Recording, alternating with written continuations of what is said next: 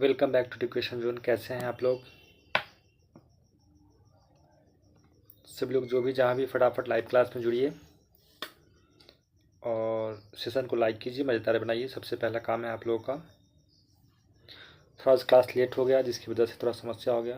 कारण है कि बगल में कुछ फंक्शन हो रहे हैं तो उसका साउंड आ रहा है, इस वजह से हम क्लास सोचे तो बंद करने की, फिर बंद हो गया तो हम सोचे चला ही लेते हैं। तो सभी लोग इसको क्वेश्चन को बना लिए होंगे क्योंकि टाइम क्लास 9 बजे का था, लेकिन आज 10 बजे हम लाइव क्लास ले रहे हैं आप लोगों का, तो थोड़ा सा हो गया, इसके लिए सॉरी। चलिए जो भी है फटाफट हम लोग देख लेते हैं, नहीं तो कोई फिर बीच में चालू हो जाएगा बजना तो फिर हमको बंद करना पड़ेगा क्लास। चलिए आज हम लोग हिंदी का पेडागोजी देखेंगे। देखना क्या है, सिर्फ क्वेश्चन पढ़िए।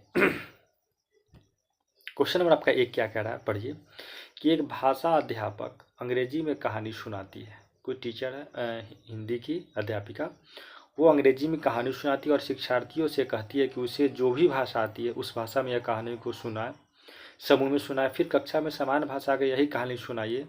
यह शिक्षण शास्त्रीय युक्ति किस रूप में जाना जाता है? यानी कि क्वेश्चन कहने का मतलब तात्पर्य हुआ ये कि आपको हम एक कोई भी पोएम या फिर कहानी कुछ भी सुनाए। हमारे क्लास में हर तरह का बच्चा है, कोई तो अगर जो बच्चा को जिस भाषा में अगर जो भी करने आता है, यानी जो उसको भाषा आता है, अगर बच्चा उसी भाषा में उसको सुनाने के लिए कहा गया, तो ऐसा अगर हम शिक्षण करते हैं तो कैसा होगा? तब बहुभाषा शिक्षण। तो बहुभाषा शिक्षण आपका यहाँ से कुछ उतना अच्छा नहीं लग रहा, क्योंकि बहुभाषा कोई शिक्षण नहीं है। भाषा अर्जन, तो अर्जन तो हो गया कि वही बात कि जो आप हमें घर परिवार में सीखते हैं, तो ये भी सटीक नहीं है। बहुभाषिकता की नीति, तो नीति यहाँ कोई आप पॉलिटिक्स तो करने नहीं आए, तो आपका बच्चा क्या है, ट्रांसलेशन, यानी कि आप जो भाषा है आप उसमें उसको कन्वर्ट कीजिए। यानी क्या है ट्रांस, देखिए इंग्लिश पढ़िएगा ज़्यादा आएगा। ट्रांस मतलब होता है कन्वर्ट करना, यानी आपको जो भाषा आता है आप उस भाषा को उसी भाषा में कन्वर्ट करके और आप हमको सुनाइए। तो सभी लोग का ऑप्शन 3 आया होगा। आई होप कि सभी लोग का सही होगा। जो भी है फटाफट कमेंट भी कीजिएगा, तो हम कमेंट भी आपका कमेंट सेक्शन से देख रहे हैं, तो ज़्यादा बेटर होगा को अगर कमेंट कीजिएगा आप लोग सभी तो। चलिए अच्छा होगा, कमेंट करते रहे, कमेंट भी देख रहे हैं, दोनों काम साथ में कर रहे हैं, तो आप लोग करते रहिएगा बीच बीच में ताकि अच्छा लगेगा। और जो भी लोग अभी तक जुड़े हैं क्लास को मज़ेदार बनाइए और जुड़िए फटाफट, क्योंकि एग्ज़ाम का बहुत कम समय है तो आपको पढ़ना पड़ेगा। अगर हम आपके लिए रात के 10 बजे तक जाग रहे हैं तो आपका दायित्व बनता है कि आप रात के 12 बजे तक जागिए और पढ़ाई कीजिए।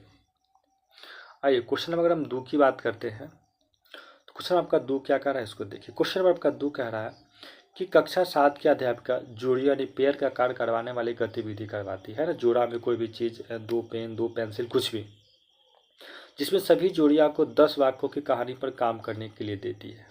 आपको कहानी पर भी काम करना है।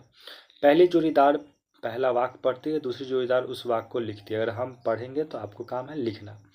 अब दूसरी जोड़ीदार फिर वाक्य पढ़ती है तो पहले वाले का काम क्या है उसका लिखना। इस तरह दोनों जोड़ीदार कहानी पूरी तरह से पूरी करते हैं, बाद में मूल कहानी से अपने लिखे की तुलना करते हैं। और इस गतिविधियों का आप क्या कहिएगा? देखिए हम बोले आप लिखे, फिर आप बोले हम लिखे, तो वाक्य श्रुति लेख तो हुआ नहीं, पारस्परिक लेखन नहीं, हमें श्रुति लेख लिखवाया। जैसे हम स्कूल में श्रुति लिखवाया जाता था कि डिक्टेंशन वर्ड कि आप लिखिए, फिर मैम जैसा उसको चेक करते थे, वहीं यहाँ है। तो हम लोग वर्ड लिखते थे, यहाँ आपको वर्ड नहीं लिखना है, यहाँ आपको क्या लिखना है कि आपको वाक्य लिखना है। हम जो बोलेंगे आप लिखिए, फिर आप जो बोलेंगे फिर हम उसको चेक करेंगे। यानी कि पारस्परिक, यानी एक दूसरे को मिलकर श्रुति लेख लिखा गया। तो आपका ऑप्शन नंबर क्या होगा? तो बी होगा। और आई होप कि सभी लोग का ये सही भी होना चाहिए। बहुत इजी क्वेश्चन है। कारण क्या होता है ना कि अगर आप एक सेट को मारते हैं, सबसे पहले सब लोग पढ़ने का अभ्यास कीजिए। बैठने का जितना ज़्यादा अभ्यास बनाइएगा ज़्यादा आप लोग के लिए बेटर होगा। तो आप लोग यही कीजिए, ज़्यादा आप लोग के लिए सभी लोग के लिए बेनिफिट होने वाला है ये। क्योंकि आप 30 क्वेश्चन बनाइएगा तो आपका इसमें 22+ सही होने का चांसेस है, क्योंकि आप 30 क्वेश्चन बना रहे हैं। लेकिन इससे ज़्यादा होगा तो फिर आपका माइंड जो है डाइवर्ट होने लगता है। तो इसके लिए एक ही उपाय है कि आप अभ्यास बनाइए रोज़ पढ़ने का, तब जाके आपका ये चीज़ सक्सेस होने वाला है। आइए क्वेश्चन नंबर फिर नेक्स्ट देखते हैं हम लोग।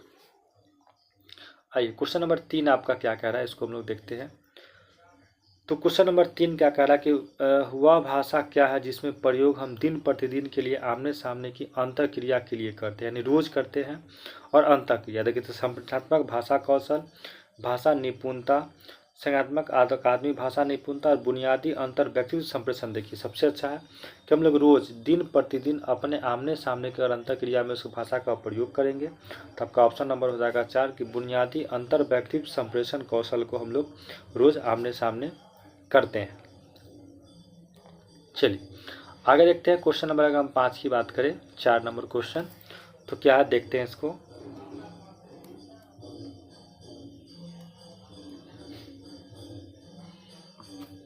लगता है क्लास नहीं चल पाएगा। आप लोग को भी आवाज़ तो जा ही रहा होगा कान में, बगल में कोई पूजा फंक्शन है, डिस्टर्ब हो जाएगा।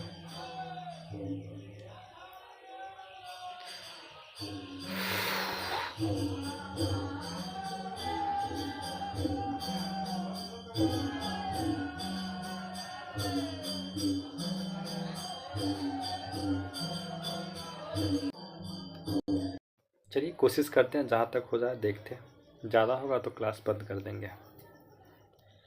आइए क्वेश्चन नंबर 4 क्या कह रहा है कि मिडिल स्तर पर अध्यापन करने वाले अध्यापक एक पाठ सामग्री छोटे कहानी पठन के लिए देती है और कहती है कि सत्ता एवं न्याय के दृष्टिकोण से इस पाठ सामग्री का अर्थ व विचार पर चर्चा करो। अध्यापक अपने शिक्षार्थी को किसके विकास करने की चेष्टा करिए। यानी कि क्लास है कि मिडिल स्तर पर आप अध्यापक हैं और छोटी सी कहानी पठन के लिए आप बच्चे को देते हैं और वो सत्ता और न्याय के दृष्टिकोण से पढ़ के और फिर कहते हैं इस पर विचार विमर्श और चर्चा करने के लिए।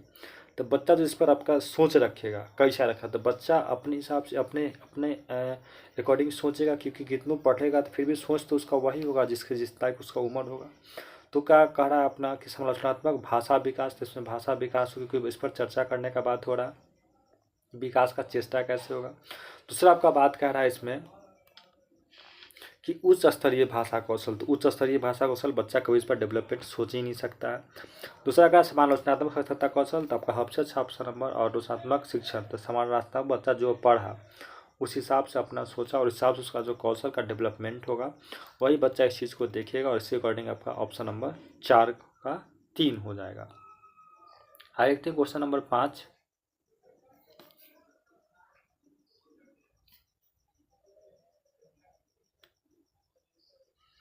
अगर 5 की बात करते हैं, देखिए क्वेश्चन नंबर 5 क्या कह रहा है, इसको भी देखते हैं हम लोग। 5 कह रहा है आपका कि शिक्षण की वह विधि जिसमें अध्यापक और 4 विद्यार्थी विभिन्न समूहों के साथ एक सहयोगात्मक अधिगम समूह का गठन करते हैं, यानी एक शिक्षक और 4 उसमें स्टूडेंट, चारों बगल से उसमें डिस्कशन के लिए रखा गया। पाठ वस्तु की विषय वस्तु पर संवाद किया जाता है, किसी भी चीज़ पर डिस्कशन होगा, विकास का क्षेत्र सृजित होता है और परिणामतः पठन बोध में सुधार होती। इस विधि को आप क्या कहिएगा, यानी इस तरह का जो विधि होगा, रचनात्मक उपागम, कुछ हद तक सही, मॉडल पठन, व्याकरण अनुमान विधि और पारस्परिक शिक्षण, यानी कि शिक्षक बैठ के और खुद से आपस में डिस्कशन करना बच्चे से और बच्चे से तर्क वितर्क करना कहलाता है आपका पारस्परिक शिक्षण का सबसे अच्छा एग्जाम्पल है। और आप लगाइएगा क्या, तो ऑप्शन नंबर 4 अकॉर्डिंग टू 1 होता है अगर इसमें शिक्षक नहीं होते तब, लेकिन यहाँ शिक्षक भी है तो आप पारस्परिक बच्चा इसमें डिस्कशन करेगा अपने शिक्षक के साथ, तो आपका ऑप्शन नंबर 4 होगा और आई होप कि सभी लोग का सही होना चाहिए। आगे देखते हैं क्वेश्चन नंबर 6 की बात करते हैं।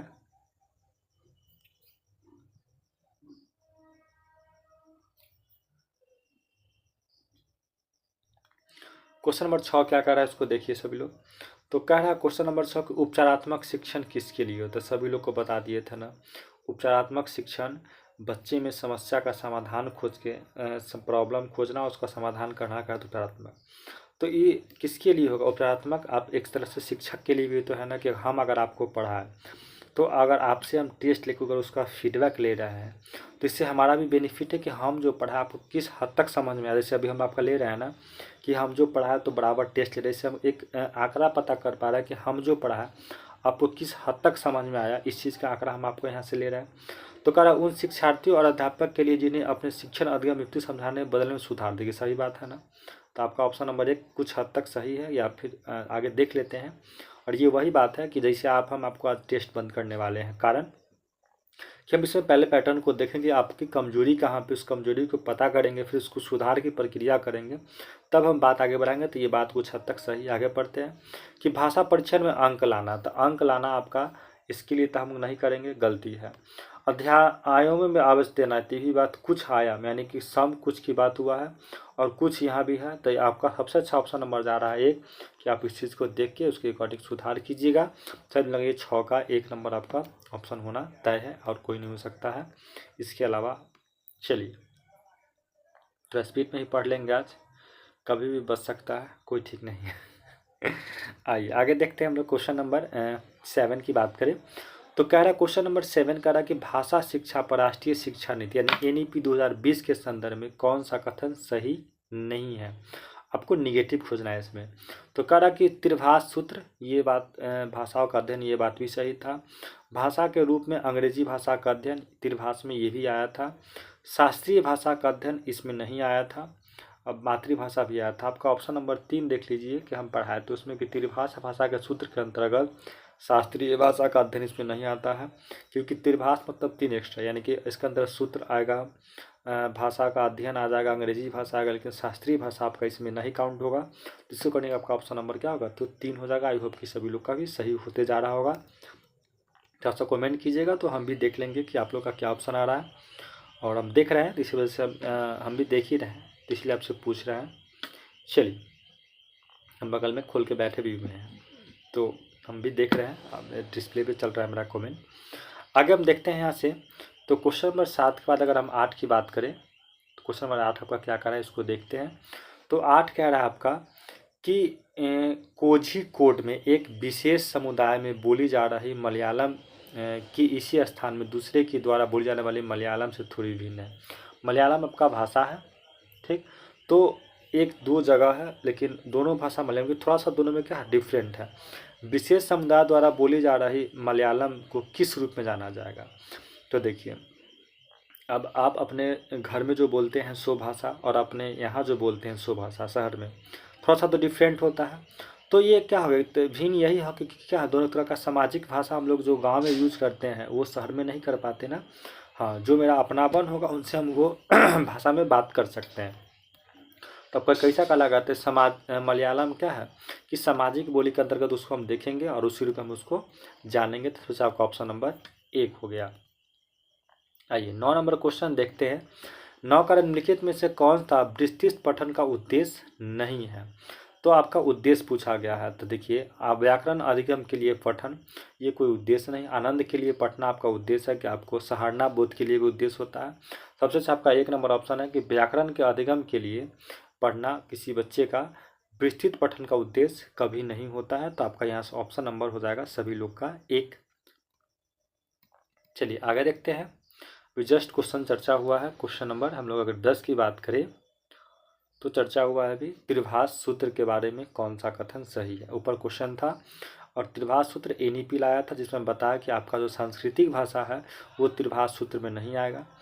तो इसमें कह रहा है कौन कौन आएगा। तो आपका इस त्रिभाष सूत्र में आपका मातृभाषा आता है, घर की भाषा आता है और आपका क्षेत्रीय भाषा, इस 3 चीज़ को प्राथमिकता दिया गया।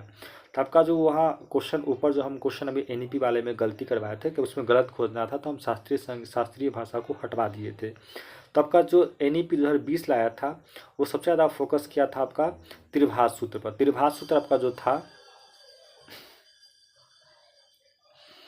उसमें आपका यही था कि मातृभाषा, घर की भाषा, क्षेत्रीय भाषा और प्रथम भाषा के रूप में जो जाना जाएगा आपका कहलाएगा त्रिभाष। याद कर लीजिए आपके मातृभाषा, आपके घर की भाषा और आपका क्षेत्रीय भाषा, ये तीनों चीज़ इसमें शामिल किया गया था। आगे देखते हैं।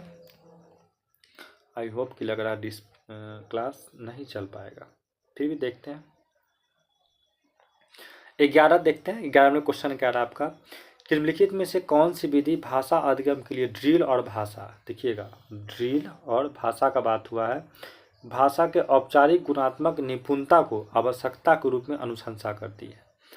तो अनुशंसा करना तो व्याकरण के रूप में करेगा नहीं, कुल भौतिक सर्वे भाषावाद और संप्रेषणात्मक।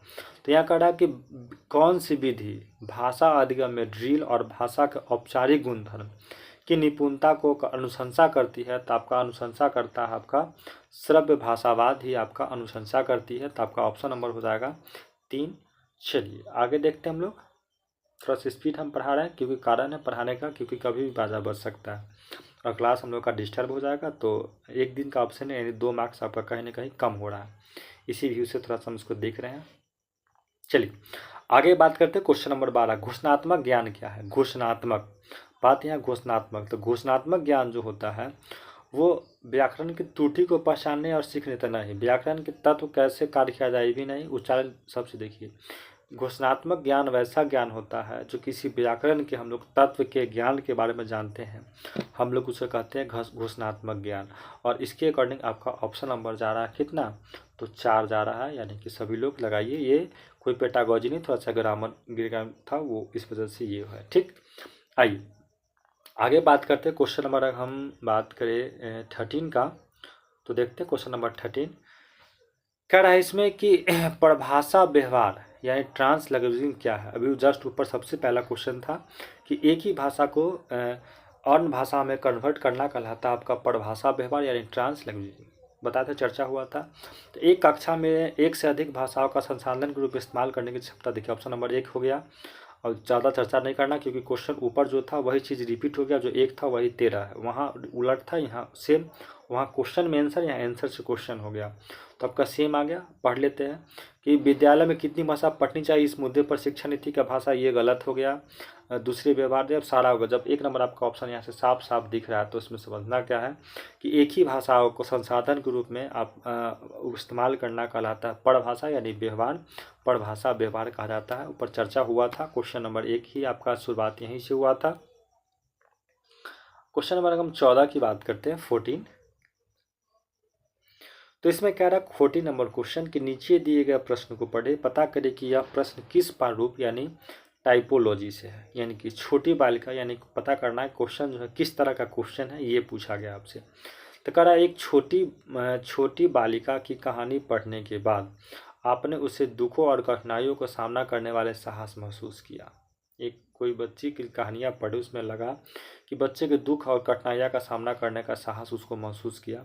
आप उस लड़की के लिए प्रशंसा के लिए पत्र लिखना चाहेंगे, लगभग 120 शब्द में पत्र लिखेंगे, तो आप इसमें क्या बच्चे को लिख दिखाइएगा, यही ना। यानी कि तो सिंपल पाठ का विस्तार करने वाले प्रश्न हो गया, विमर्श संबंधी प्रश्न, अभिभावक, देखिए ये सब कुछ नहीं होगा क्योंकि आप फील किए और उसकी प्रशंसा के लिए लिखिएगा, तब उसको विस्तार कीजिएगा, तब पाठ ऑप्शन नंबर 1 लगाइए। इससे अच्छा कोई आपका ऑप्शन हमको भी नहीं दिख रहा कि पाठ का विस्तारण करने वाले प्रश्न जी होंगे वही आप वैसा ही उसको लिए कीजिएगा। आई होप कि आप सभी लोग का भी सही हो रहा होगा। कमेंट कीजिए, सेशन को जो भी लेट से जुड़े हैं उसको लाइक कीजिए, जो सो गया उनका तो गया। चलिए, निम्नलिखित में से त्रिभाष सूत्र संबंध में कौन सा कथन सही, देखिए बार बार क्वेश्चन रिपीट हो रहा है। कर सभी बच्चे अपनी विद्यालय शिक्षा राजभाषा के हिंदी शुरू करते हैं और 10वीं पूरा करने तक कम से कम 2 भाषा सीखते हैं, ये कोई बात, त्रिभाष ऊपर चर्चा हुआ है। सभी बच्चे अपनी विद्यालय शिक्षा मातृभाषा घर की भाषा शुरू करते हैं और 10वीं पूरी करने तक कम से कम 2 भाषा सीख जाते हैं, ये बात सही है कि हम कोई भी आदमी हो, हम लोग ऊपर 3 भाषा की बात की है ना। तो देखिए आपकी मातृभाषा है घर की भाषा, और 10 तक आप संस्कृत भी सीख लीजिएगा, इंग्लिश भी सीख लीजिएगा, या फिर आपका जो उर्दू बांग्ला जो भी एक भाषा होगा आप एक्स्ट्रा तो ज़रूर सीखिएगा ही। सभी बच्चे अपनी विद्यालय शिक्षा अंग्रेजी माध्यम से शुरू करते हैं और कम से कम 2 भाषा सीखते हैं, ये तो गलत है। अब सब बच्चा इंग्लिश में तो नहीं सीखेगा, तो आपका ऑप्शन नंबर यहाँ से जा रहा है 15 का 2 नंबर से अच्छा कोई आपका ऑप्शन नहीं जा रहा है। सभी लोग देख लीजिए इसको, और यही सही है क्योंकि सभी बच्चे अपने विद्यालय में शिक्षा में अपने राज्य की भाषा शुरू करने से 10वीं पूरी कमी नहीं, ये सब कोई ऑप्शन ही नहीं है। ऊपर हम चर्चा किए थे स्थिर भाषा सूत्र पे, देख लीजिएगा NEP 2020 के अकॉर्डिंग ये सूत्र लाया गया था। तो अगर आप वहाँ से देखिएगा तो फिर से क्वेश्चन का रिव्यू करके पीछे से देख सकते हैं, इसी पे पूरा डिस्कशन हुआ है पीछे वाले क्वेश्चन पे। आगे देखते हैं क्वेश्चन नंबर 16 कह रहा है कि यहाँ एक ऐसी स्थिति दी जा रही है जहाँ विद्यार्थियों को विशेष विषय के प्रति समझ बनाने के लिए विषय के विपरीत वाले दृष्टिकोण से परिचित करवाया जाता है। इस प्रक्रिया द्वारा विद्यार्थी में किस विकास का प्रयास किया जा रहा है, यानी कि आप बच्चे में विपरीत दृष्टि वाले परिचय करवाना चाहते हैं। तो बच्चा में साक्षरता समानात्मक विश्लेषण, तो विश्लेषण मतलब तो होगा नहीं क्योंकि आप करवा रहे हैं साक्षरता, तो आपके अकॉर्डिंग यहाँ ऑप्शन नंबर हो जाएगा 1, समानात्मक साक्षरता का काम आप करवा रहे हैं बच्चों से। आइए आगे देखते हैं क्वेश्चन नंबर 16 के बाद 17 देखते हैं। 17 काड़ा की कक्षा 6 की अध्यापिका शब्दावली समृद्ध करने के लिए चम्मच, प्लेट, डिब्बे, परात कक्षा में लेकर आती है। एक शब्दावली कोई है, इन्हें दिखाकर वह रसोई में इस्तेमाल होने वाले वस्तु के विवरण लिखना चाहती है। भाषा शिक्षण के संदर्भ में इन वस्तु को क्या कहिएगा। देखिए, अगर हम इसके बारे में पढ़ाएं तो टीचर है जो हम लोग चम्मच ये सब चीज़ ला क्लास में ला के आपको दिखा के बच्चों को पढ़ा के देखो बुआ ये चम्मच है, ये प्लेट है, ये डिब्बा है, ये परत है, यानी हम लोग इस चीज़ को दिखा रहे हैं। और तब बच्चों को हम इसका वस्तु के बारे में बताएं और इसका बता के चम्मच का कहाँ क्या उपयोग होता है। तो आप एक शिक्षक होने के नाते आप जो सब काम किए हैं क्यों किए, इस वस्तु का आप क्या कहिएगा। तो यही ना है कि हम खाना पकाने का बर्तन, वास्तविक जीवन, शिक्षण सामग्री और वास्तविक वस्तु, यानी कि हम बच्चों को रियलिटी दिखाए हैं वास्तविक में कि चम्मच कैसा होता है, रियलिटी दिखा रहे हैं ना, चम्मच कैसा, डब्बा डिब्बा जो भी है, इसको वास्तविकता से उसको पहचान करवाएं कि बाबू देखो यही सब कुछ होता है और इसी से ये काम होता है। तो पर 17 का क्या हो जाएगा, 17 का आपका हो जाएगा 4। आइए अब हम 18 नंबर क्वेश्चन की बात करते हैं।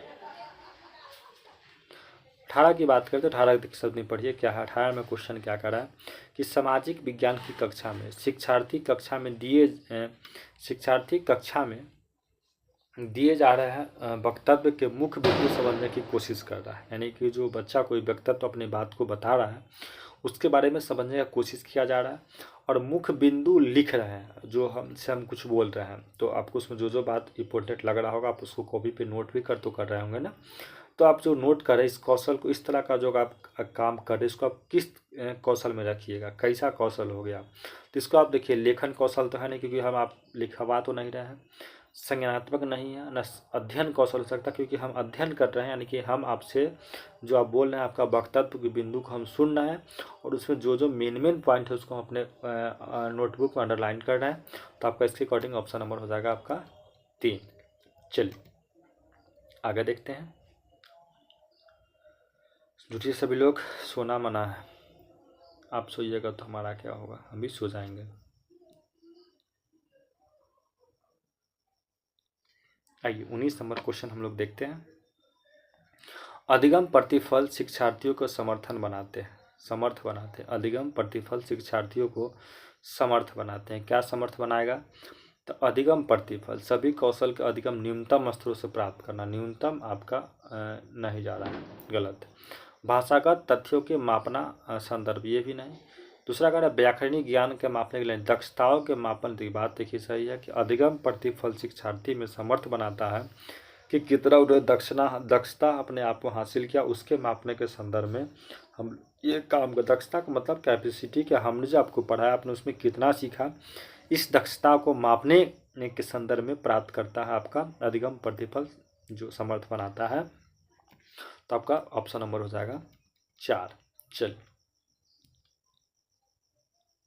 आइए 20 नंबर की बात करते हैं। तो कह रहा भाषा अधिगम के बारे में कौन सा कथन सही है। बता दिए थे भाषा अधिगम जो हम लोग स्कूल विद्यालय के माध्यम से सीखते हैं, हम पढ़ाए भी थे भाषा अधिगम और अर्जन के बारे में। अर्जन जो अपने परिवार में सीखते हैं और अधिगम जो हम अपने कहाँ स्कूल कॉलेज के माध्यम से सीखते हैं।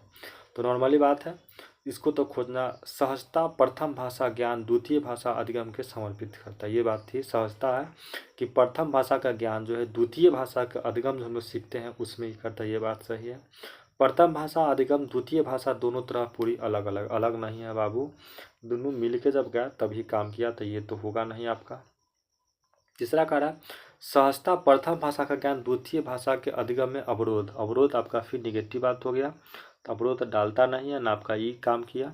सहजता प्रथम भाषा के ज्ञान द्वितीय भाषा में लेना देना है भाई, ऊपर है ही, तो बच कौन गया आपके पास, तो आपका बचा ऑप्शन नंबर यहाँ से सबसे अच्छा बचा। तो 1 नंबर बचा कि सहजता प्रथम भाषा का ज्ञान द्वितीय भाषा के अधिगम में हमेशा क्या होता है, समर्पित होता है। तो इसके अकॉर्डिंग आपका ऑप्शन नंबर हो जाएगा सभी लोग का 1। आगे बात करते हैं क्वेश्चन नंबर 21 का। तो 21 क्या कह रहा है इसको भी देखते हैं।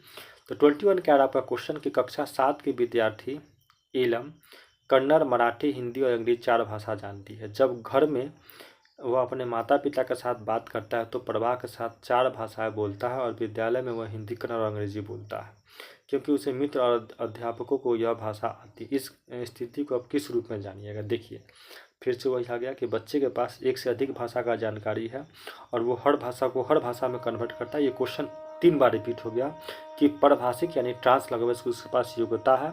अब देखिए क्वेश्चन अब कितना बार रिपीट हो चुका है, लगभग 3-4 बार कंटिन्यू क्वेश्चन आपका रिपीट हो चुका है। तो किसका हो जाएगा आपका ऑप्शन नंबर 3।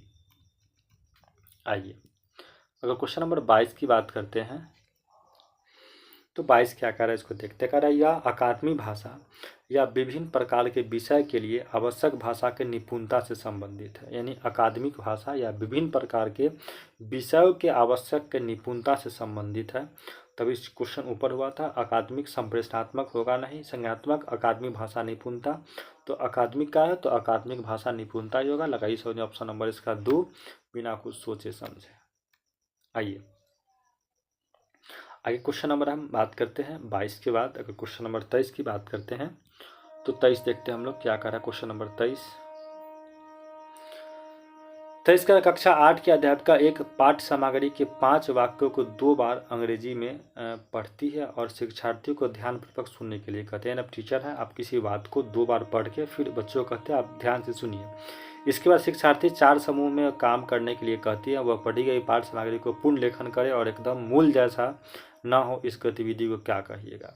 यानी कि हम जो आपको पढ़ाए उस चीज़ को आप सुन के फिर ग्रुप में बांट के फिर बच्चों को बोले कि हम जो पढ़ाए उसको आप पुनः फिर से लिखिए और मूल जैसा कोई भी जो हूबहू नहीं होना चाहिए। तो कैसा हो गया, तो सामूहिक सुर्ती लेकर बच्चा ग्रुप में लिखेगा। यानी ग्रुप में जब क्वेश्चन ये आज का सेट में क्वेश्चन हम एक ही देख रहे हैं कि बार बार एक ही क्वेश्चन रिपीट हो रहा है, तो बच्चा कैसा करेगा, तो सामूहिक सुर्ती ले क्योंकि ग्रुप में लिखवाया जा रहा है। आइए क्वेश्चन नंबर हम 24 की बात करते हैं, इसको देखिएगा सभी लोग। तो कह रहा है 24 नंबर के निम्नलिखित में से कौन सी भाषा एक विशेषता नहीं है, आपको नेगेटिव खोजना है। तो यह चित्र तो है ही, सांस्कृतिक अनुभव व्यवहार अर्जित सब है। स्थिर भाषा नहीं होता आपका ऑप्शन नंबर अगर यहाँ से देखा जाए तो आपका स्थिर भाषा जो है आपका 2 नंबर नहीं होता है। बाद बाकी अच्छिद्र होता है। भाषा सांस्कृतिक अनुभवों पर आधारित होता है, ये बात भी सही है। भाषा एक अर्जित और सीखा हुआ व्यवहार, ये बात भी सही है। तो आपका सारा सही है, बशर्ते आप छोड़ के ऑप्शन नंबर आपका 2। चलिए अगर आगे बात करते हैं 25 का। तो कह रहा है कि अ और ब कथनों पर विचार करें। अ कह रहा है आपका कि अकादमिक भाषा विशेषताओं की विशेषता है जो अकादमिक विषय के लिए विशिष्ट है, ये बात आपका सही है। जो जहाँ वहाँ अकादमिक भाषा के क्षेत्र में व्याकरण शब्दावली और भाषा सभी विषयों का क्षेत्र में विमर्श होता है। यानी आपको सबको मिलाकर बोलना है और आपका दोनों बात सही हो गया। यानी ऑप्शन नंबर आपका हो गया यहाँ से 3। चलिए सभी लोग काउंट कीजिए कितना हुआ हमको बताइए। हम तो सोचे क्लास आज नहीं हो पाएगा, लेकिन क्लास हो गया क्योंकि बगल में पूजा है, तो जब मन तब उसका बाजा बनाना स्टार्ट कर देता है, इसी वजह से थोड़ा सही हो गया था। कितने लोग सभी लोग बनाए तो कमेंट बॉक्स में जारी कीजिए, तो हम भी देखें कितना आप लोग का सही हुआ है, तब पता चलेगा कि यहाँ क्या है नहीं है। फटाफट जल्दी कीजिए।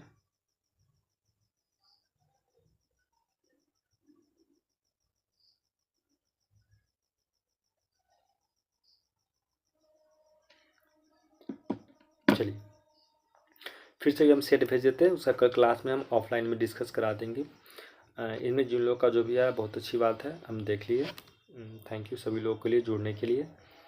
और क्लास का जो भी लोग नहीं जुड़े थोड़ा सा समस्या को समझिए कि अगर हम आपके लिए पढ़ रहे हैं तो आपको भी बनता है जिम्मेदारी आप पढ़िए और थोड़ा सा स्कोरिंग का कंप्लीट कीजिए क्योंकि एग्ज़ाम का बहुत कम दिन बचा हुआ है। तो सभी लोग को पढ़ना ज़रूरी है। आई होप कि आप हमारी बात को समझ रहे होंगे क्योंकि अब बच्चे नहीं हैं, आप बड़े हो चुके हैं और बहुत ही मैच्योरिटी के साथ हैं हमसे ज़्यादा। तो आप सभी लोग पढ़ाई कीजिए अच्छे से। चलिए ओके, सभी लोग को गुड नाइट।